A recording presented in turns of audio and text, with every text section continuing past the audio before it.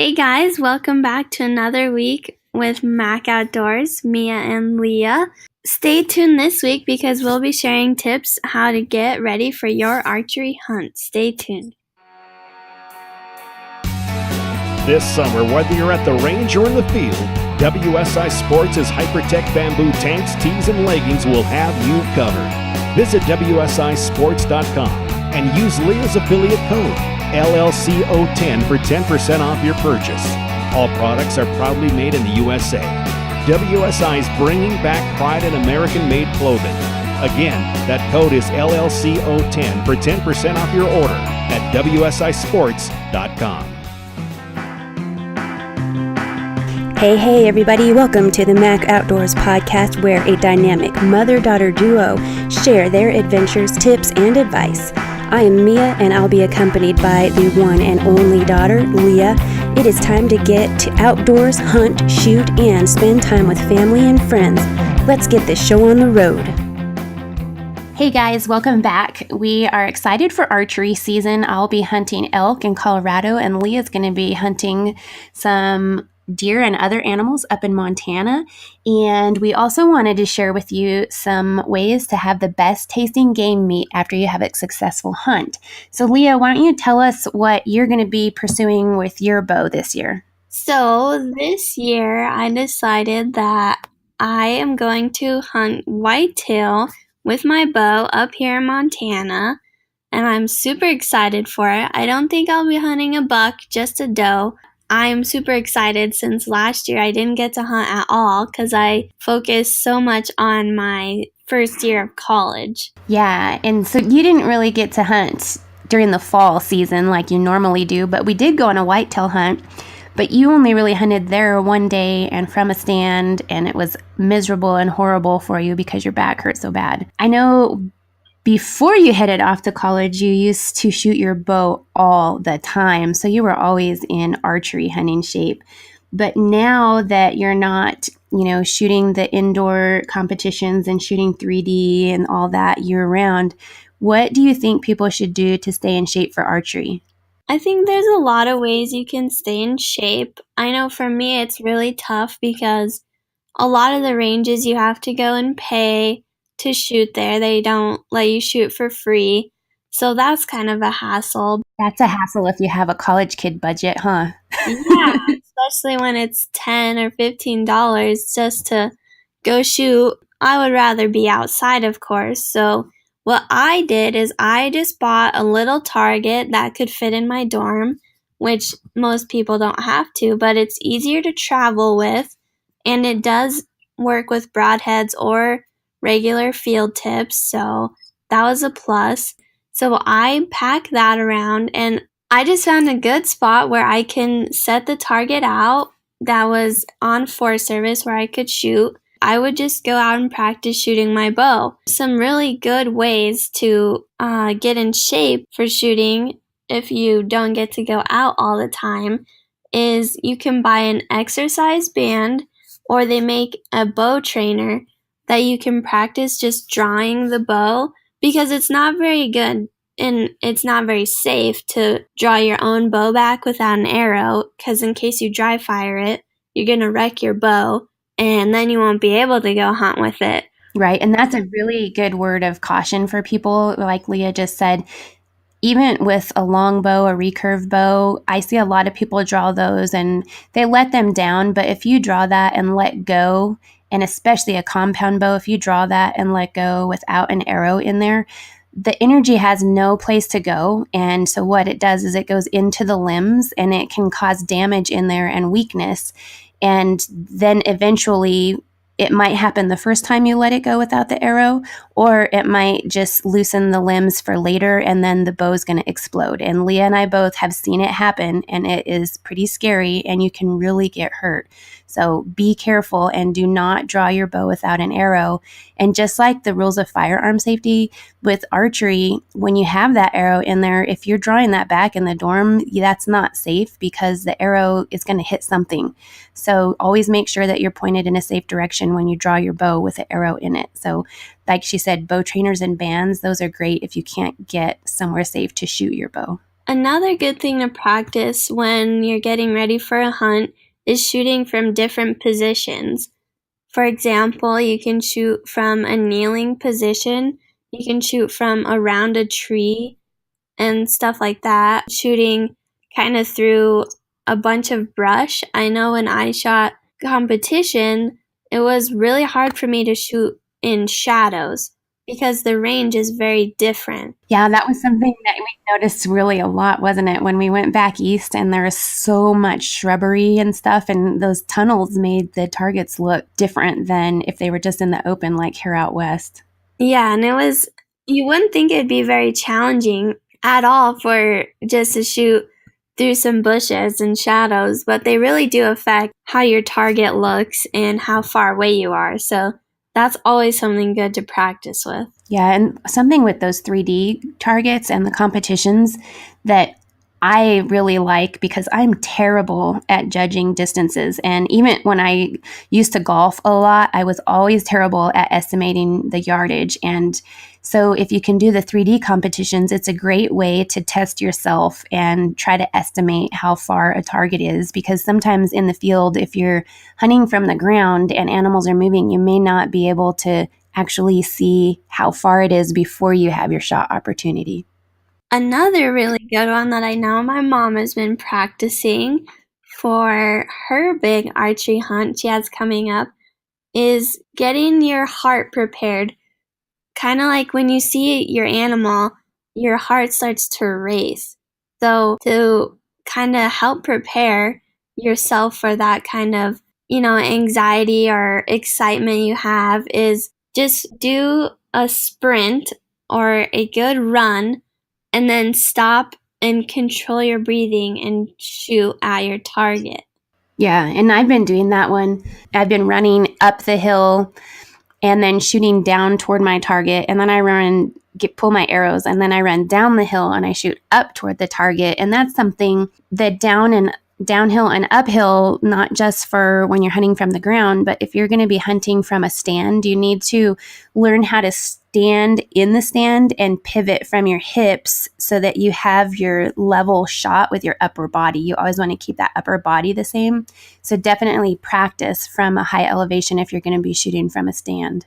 Yeah, and I think that is super key because your arrows actually do fly a lot different than you would think. You don't aim at the same spot that you would standing straight on flat ground with your target. Right, guys. And this is something we actually teach in Hunter Ed, and it's a concept that's a little difficult to grasp because it actually is geometry. And a lot of times we say we don't use that math that we learned in school in real life, and really we do. So what you're going to do is when you've got a target and your animal is up on the hill, you're actually looking at the horizontal plane for the gravity and how far away it is horizontally, but then you also have to look at the angle of the triangle there and how many yards the animal is from you. So this is something you definitely want to practice before you head out to hunt. Another great thing to practice is just going out and shooting with your gear on. By this I mean your pack filled with weight, or if you pack it with the gear you would think you'd have on your back when you're out hunting, that would be a great way to practice because sometimes having that weight on your shoulders can affect how you shoot your bow and how much harder or easier it is to draw your bow back. Yeah, it definitely can affect your balance. And that's something too is I always try to practice with my layers on because where I'm going to be hunting, it's going to be anywhere from 20 degrees, probably up to 80 degrees. So I'm going to have different layers on. And if it's the morning, I'm probably going to have a jacket on. So I want to be able to shoot with that jacket and make sure that my bowstring isn't going to hit my jacket and deflect the arrow. So always wear different layers of gear. If you're going to have gloves, practice with those gloves on so that you can get your grip correct on the handle and make sure that you're just ultimately prepared for that hunt. Yes, and of course, speaking of other gear that you would have, you could always practice calling. Going on an elk hunt, which my mom is, you can practice with a mouth reed as well as turkey hunting. You can practice with your mouth reed or how you're going to call with a slate or box and how you're going to pick up your bow in time to not spook this animal if you're on the ground. That's always something good to practice with. Yeah. And you talking about that, Lea, that reminds me of something that one of my friends, when they pull their bow back, they point it to the sky and then they pull it back and then they bring it down toward their target as they're drawing their bow. And when you're in the field, this is something you need to practice when you're at the range practicing, is you need to just hold the bow toward your target and pull it back with minimal movement, because that animal is going to see if you're pointing the bow to the sky and then bringing it down. That's a lot of movement. Plus, it's really not safe because you're pointing the arrow who knows where. So you want to point it toward your target to draw the bow.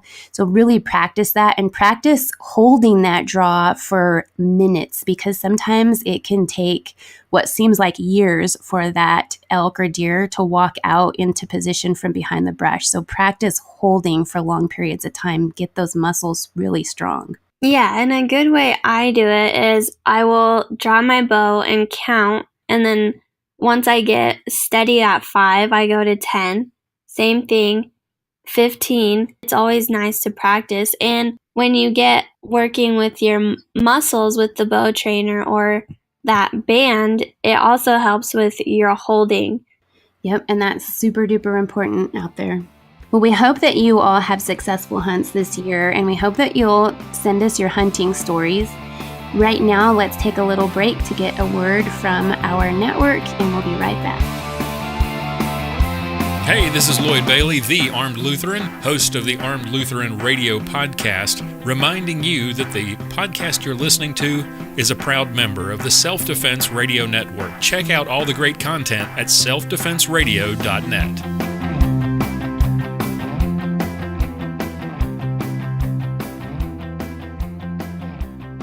All right, welcome back. So, talking about archery hunting, when you're successful, you're bringing home the meat from the animal you harvested. And so we wanted to share a little bit about some of the best tasting game meats and how you can have the best tasting meat that you harvested. That's right. And Lea can attest, during archery season, we're talking about deer and elk right now, but it's actually antelope season. And she got an antelope one year when it was 105 degrees. And we've had several friends that say antelope meat is terrible, it's the worst, blah, blah, blah. And a lot of the taste of game meat has to do with where they are and what they're eating. If they're eating sagebrush, they're going to taste like sagebrush. But this antelope that she got, it was a grass-eating antelope. And Lea, didn't we manage to get that antelope down, did a few photos, and that antelope was one of the best tasting ones. What do you think was the absolute key thing to how well that tasted? I think one of the key things was how fast we got to it, because it ran maybe 40 yards from where I shot it. We took maybe 3 or 4 pictures, loaded it up, and got it on ice within an hour of when I harvested it. And I think that was so key to how it tasted so good. It was one of the best tasting meats I have ever had, and I would love to go shoot one again just so I could have some more. Yeah, it's super tasty. And I always laugh when people say, oh, this meat is gamey or that meat is terrible and stuff like that. But Lea just said one of the key things, and that's shot placement. And we were just talking to you about practicing and getting in shape and all those important things to having a good shot. And that's why it's important. If you can put a good shot on your animal, it's going to pass quickly. It's not going to struggle. There's not going to be adrenaline in the meat, and it's going to taste so much better. And speaking of adrenaline, Lea, right now the elk are starting to rut, which means there's going to be some adrenaline in the elk meat. And I also mentioned that the temperatures are going to be fluctuating pretty good. So I'm going to have a challenge in making that elk meat tastes good, but there's a lot more keys to elk meat and being in the high country, very far from a cooler full of ice.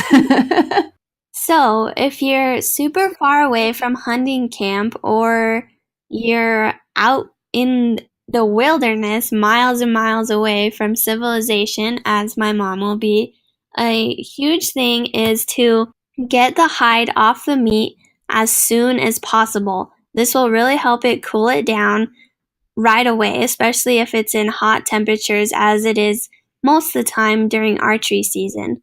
And what's nice about that is usually in the evenings, right now when it's starting to be fall, is it'll cool down in the evening, which will also keep your meat cool until you can pack it out. That's right. And you want to, when you have your refrigerator, 40 degrees or lower is a good temperature. And skinning it out is letting the heat release, like Lea said. And a lot of people keep the hide on there because the hide protects the meat. And that's true. But it also keeps the heat in there, and the heat lets the bacteria grow. So you don't want bacteria growing. That's what makes your meat taste what they call gamey. So take that hide off, and you want to have game bags, and you want good game bags that breathe, the fabric or cloth ones. You do not want plastic bags because plastic holds that heat in there. So get good game bags, and as she said, skin it out. Put it in the game bags. If you have to be up there overnight, hang them high in a tree, because I guarantee there will be bears, if you're hunting in the areas where I am, that can come and steal the meat. Actually, on a moose hunt, we had a bear take an entire backstrap, which was as tall as me, and we couldn't believe it. We were just amazed. That you want to hang that meat high so that no other animals will come steal it. Hopefully you can find a way out, to get back to civilization and get to a cooler to hang that meat for a while. Aging meat is where you hang it in a cooler, and it develops a skin on the outside of the meat. And if you go to like a steakhouse that has 5-star steaks, it's because the meat has aged and it lets it cure. And then when you go to process the meat, which Lea is super good at processing meat, and she can tell you about the perfect cuts, but let me tell you about aging first. When you hang it up there, it's helping it cure, and then when you get ready to process, you trim that outer layer off. And Lea, what's the big thing that annoys you that people forget to trim, and some things they do when they're processing the meat that makes it kind of hard to eat? Well, I am definitely a stickler on processing, so I always want to be in charge when we do that.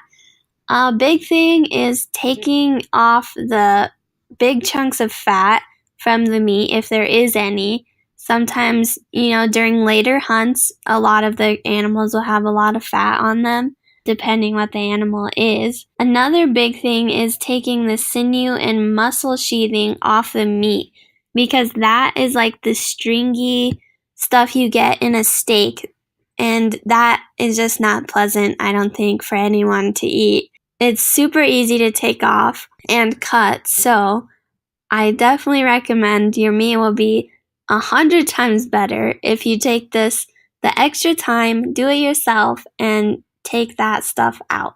Yeah, I agree with you. I am always amazed at people who, in some areas where they hunt whitetail and they get like 5 whitetail or something, they take them to the processor and they're all just dumped in one bat, and then they just get whatever meat that they get. And I have a really hard time with that concept, because as we're telling you right now, game care matters, and it makes the meat taste so much different. And I know for a fact that not everybody takes good care of their meat. So why would I want their meat that they didn't handle well, right? I mean, Exactly. It just doesn't sound good to me. Yes. And you can have some of the best cuts of your meat. And yes, a processor is supposed to know which way to cut the meat to make the best steaks and all of that. But I know someone in our house does not care which way he cuts the meat. And so, of course, I want the best cut of meat. So anyone that processes their own, when you're cutting your steaks, you don't go with the grain of the meat, you go against it when you're cutting. And that will make great steaks that you cook up. And you will thank me later if you don't do this already. That's right. And Lea, I'm having her talk about cuts because, as she said, she's so picky. But when Lea helps process, we have the most tender meat that you've ever had. And a lot of these tips that she's sharing with you is why you're not chewing your steak for hours and looking like a cow chewing your cud, is because you have to process it properly for it to just be the most delectable steaks and roasts that you've ever had. So follow Leah's tips because she is a guru at it. So I got this knife as a gift from one of our friends that came and hunted with us. And it is a Havlon knife, and it has interchangeable blades. So you can use them one time to skin out your elk, deer, antelope, whatever it is. And then when you're done, you simply pull it off, put it in a package, and pull out a new one, slip it on, and you're ready to go again. And it's so handy. It's small enough to fit in your hand. It's not a big, bulky knife to carry around.